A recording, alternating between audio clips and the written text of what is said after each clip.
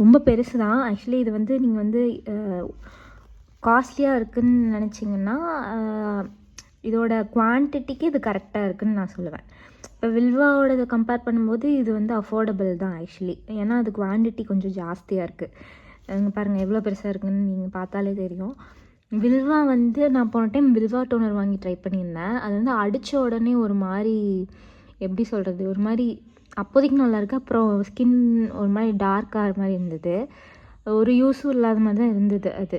அப்புறம் வந்து நான் இது டாட் அண்ட் கீயோட மாய்ஸ்சரைசர் நல்லா இருந்ததுன்னு சொல்லிவிட்டு டாட் அண்ட் கீயோட டோனர் வாங்கி ட்ரை பண்ணேன். அது பிசுக்குன்னு ஒரு மாதிரி ஆயிலி ஆகிற மாதிரி இருக்குது. ஆனால் இது வந்து அப்படி இல்லவே இல்லை, சூப்பராக இருக்குது.